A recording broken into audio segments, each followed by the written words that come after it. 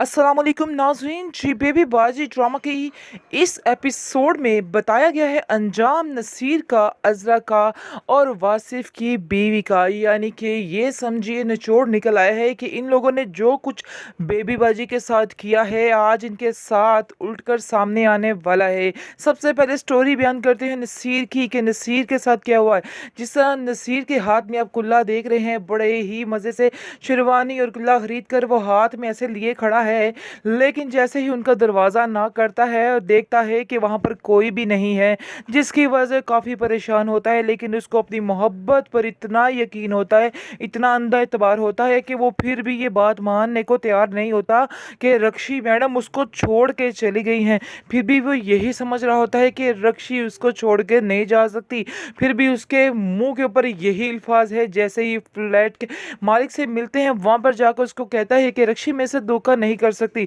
वहाँ पर वो बंदा उसको रक्षी की सारी असलियत बताता है कि रक्षी तुम्हारे साथ नहीं, पता नहीं किस किस के साथ ये काम करती है और उसका तो पेशा ही यही है। इस तरह से तो उन लोगों का गुजारा होता है, जिसको सुनकर काफ़ी ज़्यादा हैरान हो जाता है नसीर और कहता है कि नहीं, मेरी रक्षी मेरे साथ ये नहीं कर सकती। बहरहाल कर दिया है नसीर साहब रक्षी ने, इसको छोड़िए। अब देखते हैं जी अज़रा की। अज़रा का लग रहा है जी कोई कैंसर कुंसर हो गया है या कोई इसकी रिपोर्ट गलत आ गई है, को बड़ा ही फड्डा पड़ चुका है अज़रा को। अज़रा को तो किए की सज़ा मिल गई है, क्योंकि अज़रा ने जो अंत मचाई थी वो अब सामने आ चुकी है। उसके बेबी बाजी के जो कुछ उसने किया है, अल्लाह ने अब उससे गिन गिन कर बदले लेने हैं।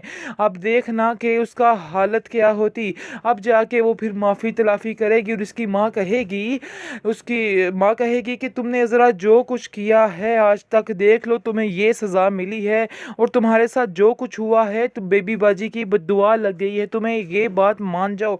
जिस पर आप देखेंगे वो कहती है हाँ बात तो हकीकत है, मैंने बेबी बाजी के साथ बहुत बुरा किया है अपनी सास के साथ, इसलिए मैं जाकर उनसे माफ़ी मांगूंगी ताकि मेरी ज़िंदगी बच जाए।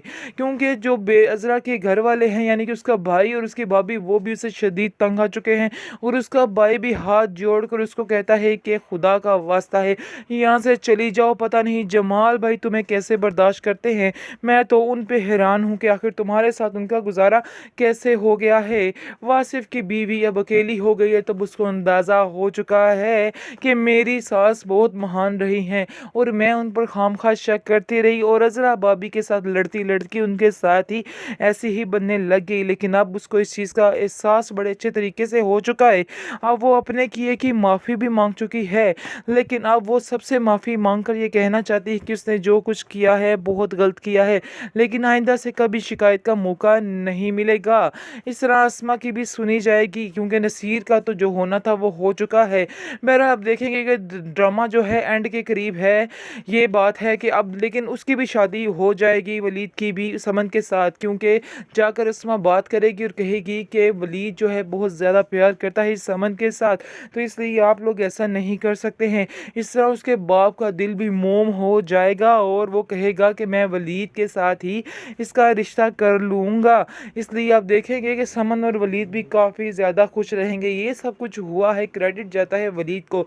अगर वलीद आकर सही टाइम पर आकर ये सारे हंगामे ना करता तो उधर कुछ भी नहीं होने वाला था, ड्रामा लंबा ही चलने वाला था। इसलिए आप देखेंगे कि कुछ ही देर रह चुकी है इस ड्रामे में। मज़ीद ड्रामास के रिव्यूज़ देखने के लिए हमारे चैनल को आप लोगों ने ज़रूर सब्सक्राइब करना है।